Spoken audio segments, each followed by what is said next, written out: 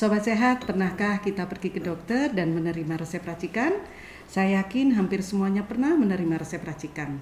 Berbagai macam obat dicampur, digerus dengan homogen, kemudian dibungkus, dimasukkan ke kapsul, atau dicampur dengan sirup dan salep. Ilmu meracik ini disebut juga dengan compounding. Banyak hal yang bisa kita ulas tentang compounding ini, dan edisi Poci kali ini kita akan mendatangkan pakar compounding dan dispensing Ibu Lucia Hendriati, SSI, MSc, Apoteker. Salam sehat Bu Lucy. Salam sehat. Oke, Bu Lucy, terima kasih atas kehadirannya, dan kali ini memang sangat menarik Bu Lucy, karena judulnya adalah Compounding and Dispensing. Sebelumnya saya kenalkan dulu teman-teman Sobat Sehat, Bu Lucy ini sudah membuat buku nih, bukunya luar biasa, jadi panduan untuk para mahasiswa farmasi, Compounding and Dispensing ya Bu Lucy. Betul. Iya, ini kayaknya bukunya udah lama ya Bu Lucy ya? Sudah 7 tahunan yang lalu. 7 tahun yang lalu, luar biasa. Harus direvisi. Iya. Dan ini buku wajib ini rasa-rasanya juga harus dimiliki oleh mahasiswa selain farmasi untuk mengetahui lebih lanjut tentang compounding dan dispensing yang beredar saat ini dan bagaimana perkembangannya. Nah, untuk update terbaru saya ingin banyak pertanyaan nih kepada Bu Lucy. Bu Lucy, apa kabar sebelumnya Bu Lucy? Alhamdulillah. Bu Lucy ini alumnus farmasi UNER. Iya, betul. Terus S2-nya? Di UGM ya. Kemudian beliau juga staf pengajar di Fakultas Farmasi Unika Widya Mandala di Surabaya. Ya, beliau ini ngajarnya apa aja Bu Lucy? Ngajarnya farmasetika, kemudian pasti compounding. Atau apoteker ya. Iya, ya. gitu ya Bu Lucy ya. Nah, ini kita bicara compounding ya, tentang ilmu meracik ya Bu Lucy. Bagaimana sih sejarahnya tentang compounding and dispensing ini? Menurut Bu Lucy seperti apa nih? Kita perlu review ulang nih Bu Lucy. Monggo.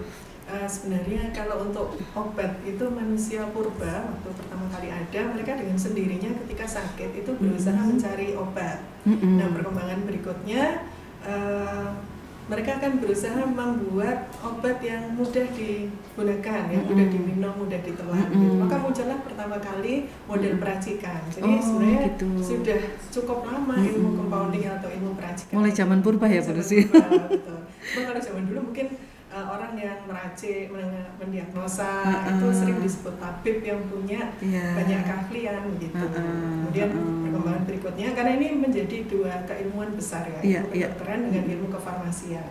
Dan perkembangan yang signifikan itu pada abad ke-13 itu Raja Frederick itu dari Jerman ini mengundangkan pemisahan antara dua profesi ini. Jadi antara profesi kedokteran dan profesi kefarmasian mulai dipisah secara tegas.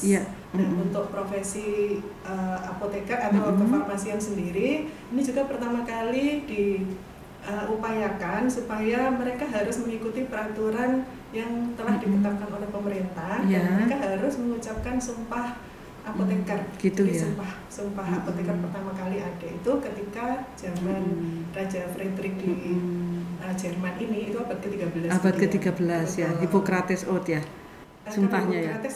Untuk kedokteran. Iya, untuk kedokteran. Yang kita kenal dengan sumpah apoteker. Sumpah apoteker gitu ya. Pertama kali ada. Jadi perjalanan berikutnya akhirnya seluruh apoteker sebelum melakukan praktek kefarmasiannya pasti harus mengucapkan sumpah ya. Waduh, ini berat ya kalau sudah namanya sumpah ya. Tanggung jawabnya nggak hanya ke dunia akhir. Tapi memang ilmu ini kan jadi dua keilmuan besar yang memang benar-benar terpisah dan sampai saat ini ya Bu Lucy ya.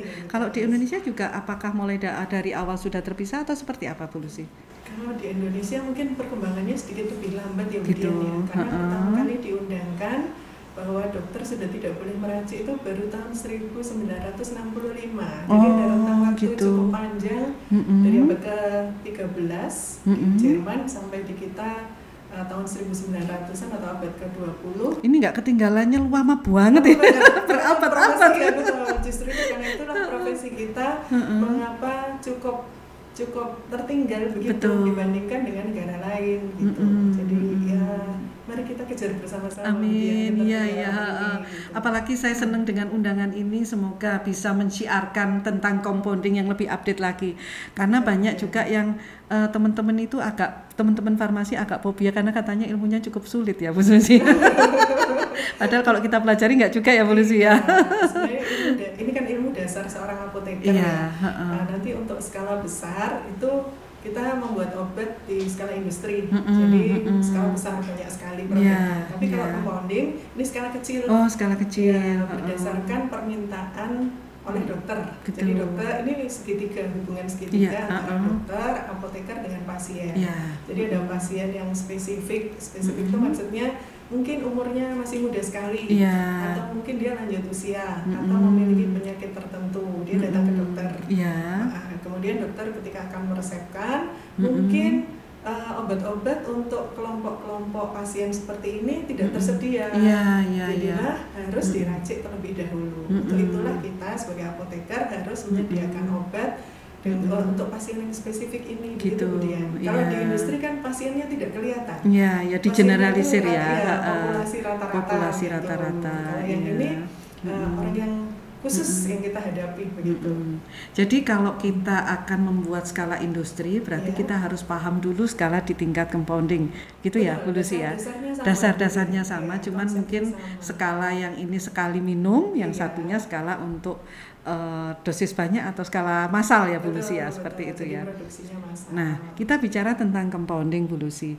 Tadi kan Ibu menulis tentang compounding and dispensing.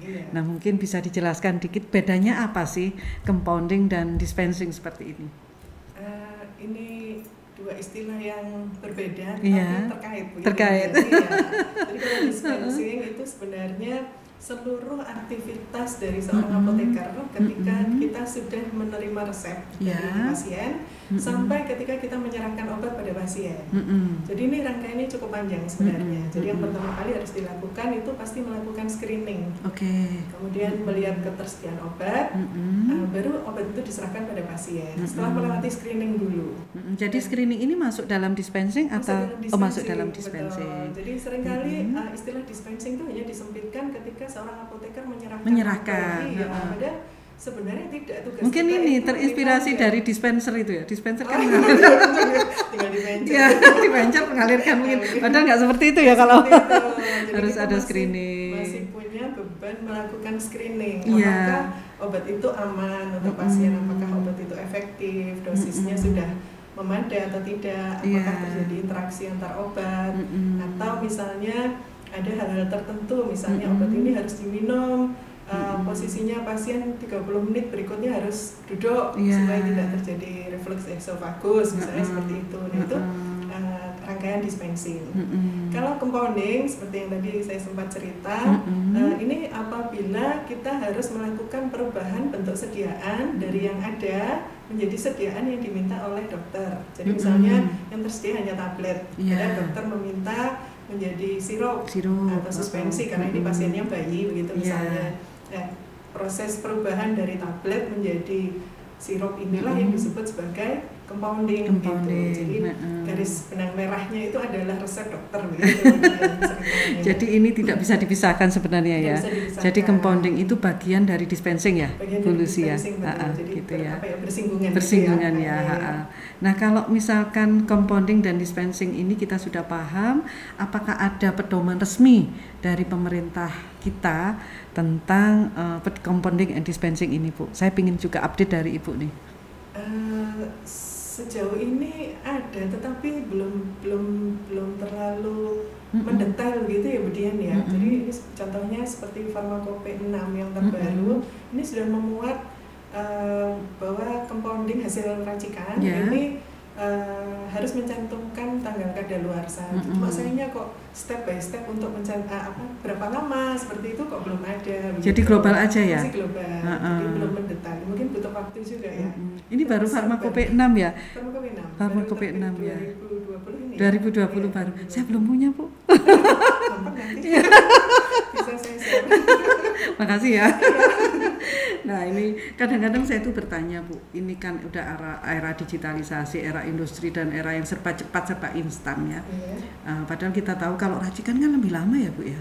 Nah, Iya, betul. tapi kenapa masih diperlukan selain dari melihat pasiennya? Apakah ada alasan lain kenapa compounding ini masih aja diperlukan sampai saat ini?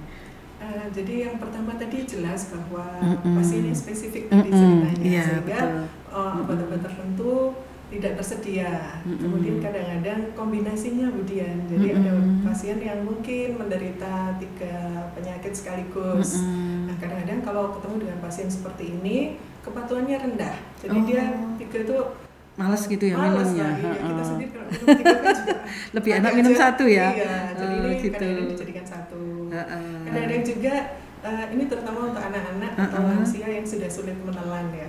Itu kita bisa memberikan alternatif bentuk sediaan yang lebih menarik Budian. Jadi misalnya begini, kalau kemarin-kemarin itu kita terpatok bahwa sediaan untuk anak-anak itu harus bentuk puyer. Iya. Dan rasanya pahit Bu. Kalau nggak dicampur kasihan. Iya, kasihan banget nih. Kalau di negara lain bentuk sediaan yang diserahkan itu sudah menarik Budian. Oh gitu. Iya, jadi misalnya untuk anak-anak mereka memformulasi bentuk lollipop. Lollipop itu permen ya? Iya. Permen yang itu. Ya, lollipop si itu. Seperti makan permen, tapi sebenarnya dia sedang minum obat. Wah, keren ya Bu ya. Iya. Belum ada di sini ya Bu. Ibu bikin aja lah.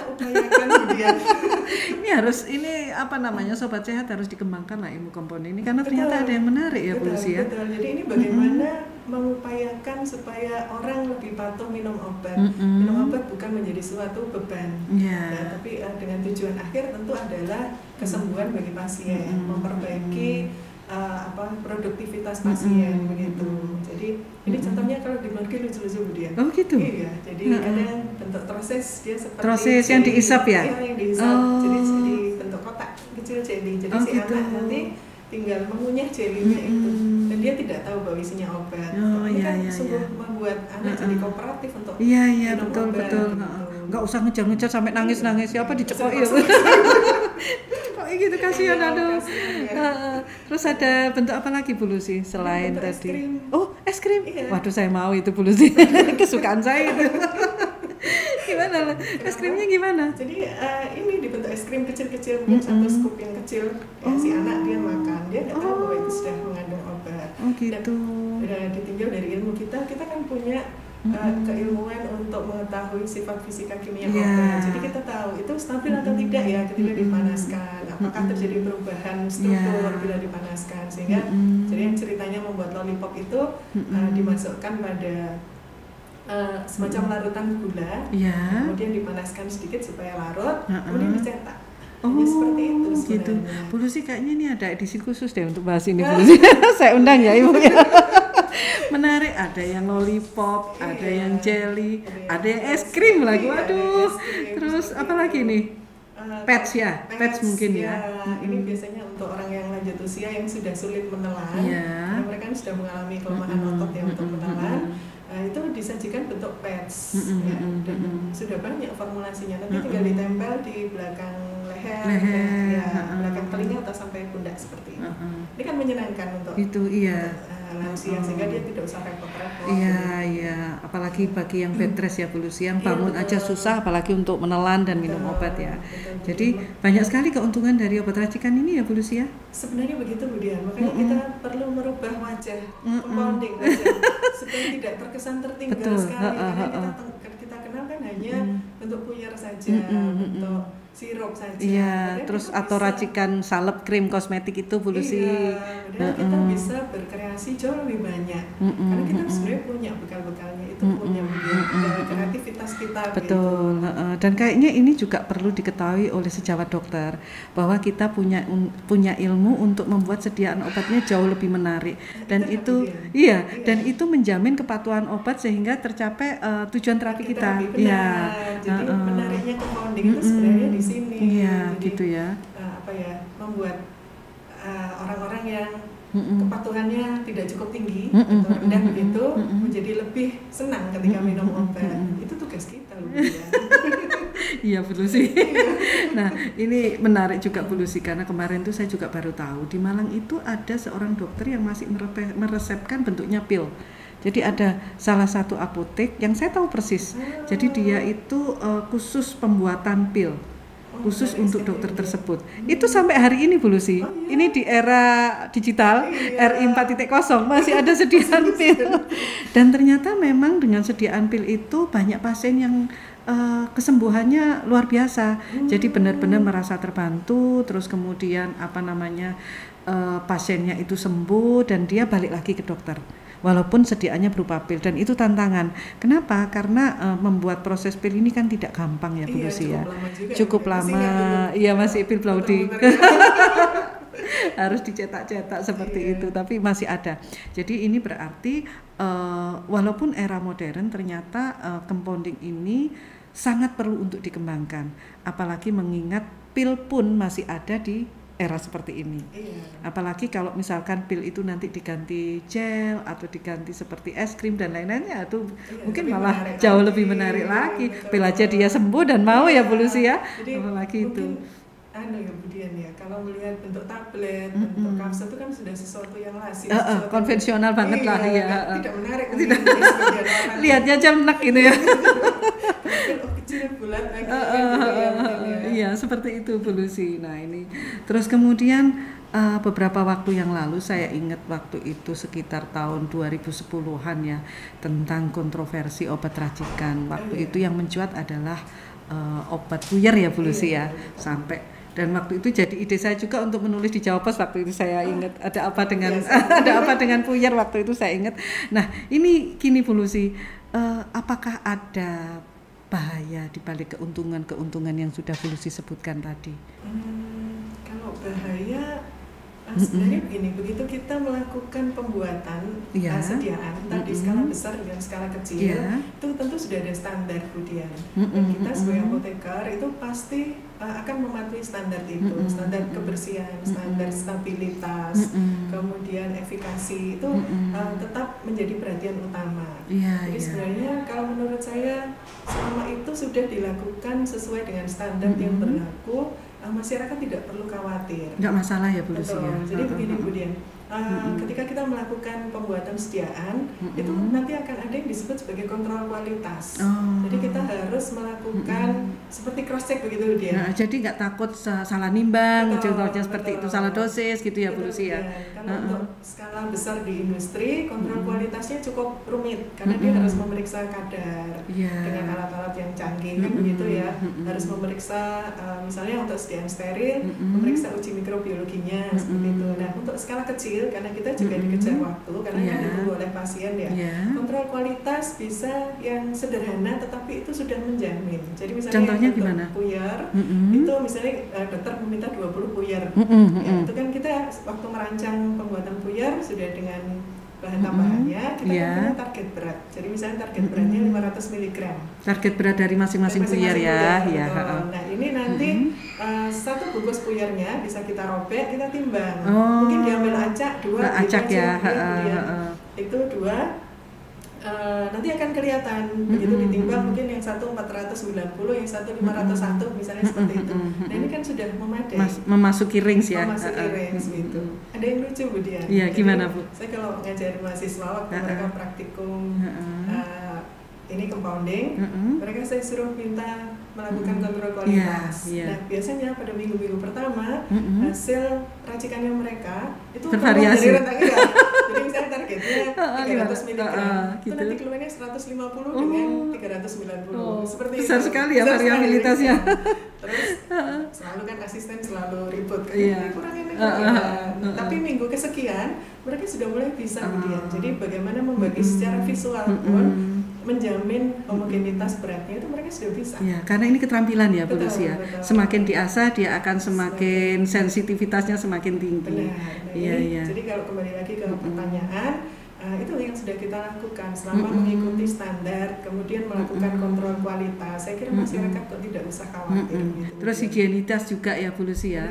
Itu sudah harus dilewati ya Bu Lucy ya. Harus dilewati karena itu konsep pertama bahwa bersih Itu sudah harus dilakukan dengan sendirinya. Jadi kebersihan meja, kebersihan alat-alat produksi itu selalu disemprot IPA biasa, IPA atau etanol lah minimal seperti itu sudah harus dengan sendirinya. Jangan sampai ada rambut yang makanya atau kita harus tambah asin polusi. Kalau masakan enak polusi ini apa polusi? Termasuk seperti ini Bu Dian, seharusnya ketika melakukan peracikan seorang apoteker ini juga menggunakan APD. Begitu. Jadi dia harus menggunakan masker, menggunakan cap kemudian sarung tangan juga gitu. Katanya licin polusi, nanti merosot kalau ya resiko ya polusi ya. Atau kemudian boleh dengan tangan boleh, tetapi misalnya ada batasannya. Jadi misalnya ketika meracik kapsul maksimal 6 kapsul dia harus cuci tangan. Jadi tangan yang berkeringat dan mungkin kan keluar air atau minyak, kadang-kadang kan ada sekresi minyak dan air dari tangan kita, ini dicuci. Jadi kita akan meracik berikutnya kondisinya bersih lagi. Setiap 6 kapsul ya polusi. Kalau puyar mungkin masih agak longgar karena dia kan tertutup lagi nantinya gitu. Nah cuman mungkin selain itu juga harus diwaspadai dari berbagai macam campuran obat polusi. Nah ini yang mungkin harus kita share juga. Kadang-kadang ada obat yang harusnya tidak boleh diracik atau dicampur, tapi ternyata dicampur. Nah menyikapi seperti ini seperti apa nih? Ini kembali lagi ke konsep dispensing tadi kan kita harus melakukan screening betul. Jadi ketika melakukan screening kita akan melihat obat ini tidak boleh diracik, maka kita keluarkan dulu. Nah kalau memang sangat terpaksa kita harus melakukan konfirmasi pada dokter karena memang beberapa obat ini memang sangat tidak boleh untuk diracik gitu. Jadi misalnya obat-obat yang formulasinya lepas lambat, kemudian obat-obat sitotoksik untuk kanker ya polusi ya. Ini harus dipisahkan seperti itu. Jadi kuncinya pada waktu screening. Nah perkembangan ini kita bicara tentang perkembangan compoundingnya polusi. Kalau tidak salah di luar negeri ini 50 tahun yang lalu bisa sampai 50-60%. Tapi sekarang ini bisa 1-3%. Tapi di Indonesia masih saja banyak. Nah barangkali Bu Lucy bisa mengulas sedikit tentang hal ini dan juga barangkali Ibu Lucy bisa pesenlah tips-tips apa nih kepada sobat sehat semua tentang obat compounding ini Bu Lucy. Karena waktu kita terbatas. Sebenarnya menarik sekali, makanya PR saya satu untuk mengundang Bu Lucy di sesi berikutnya. Gimana Bu Lucy? Jadi kalau angka compounding itu begini Bu Dian. Sebenarnya perkembangan teknologi, perkembangan sosial ekonomi masyarakat itu juga mempengaruhi. Ya, karena orang yang tingkat pendidikannya tinggi, sosial ekonominya cukup tinggi itu keinginan untuk diperlakukan secara personal itu jauh lebih tinggi. Jadi dia menginginkan lebih nyaman juga, lebih instan. Tidak terlalu menyakitkan atau tidak menenangkan gitu. Dengan tujuan yang sama tapi dia merasa lebih nikmat, lebih nyaman dan kepatuhannya juga terjaga. Bu Lucy ya. Sobat sehat semua, mohon maaf Bu Lucy ini waktunya sudah habis. Kontroversi obat racikan sebenarnya adalah di human error. Jadi tidak ada masalah selama dibuat oleh tenaga kesehatan yang kompeten, kemudian dibuat dengan higienitas yang tinggi, dibuat dengan dosis yang tepat sehingga tercapai apa yang disebut efficacy, quality dan stability. Nah, demikian perbincangan kita tentang compounding oleh Bu Lucy. Masih banyak lagi compounding yang menarik. Sampai kita ketemu ya Bu Lucy di episode berikutnya. Monggo, silakan Bu Lucy. Mohon maaf. Jadi saya mengajak apoteker yang berminat dengan compounding untuk ikut bergabung. Saya sebenarnya ini sedang merintis pendirian semacam kelompok compounding begitu di Indonesia untuk mengembangkan ilmu compounding ini begitu. Jadi mungkin nanti bisa menghubungi saya bagi apoteker yang berminat. Gitu. Silakan sobat sehat, apoteker, ini tawaran yang sangat menarik dari Bu Lucy untuk kita bersama-sama membentuk sebuah komunitas pengembangan tentang compounding dan dispensing. Harapannya sobat sehat tidak parno dengan obat racikan lagi ya. Begitu. Salam sehat. Salam sehat. Terima kasih Bu Lucy.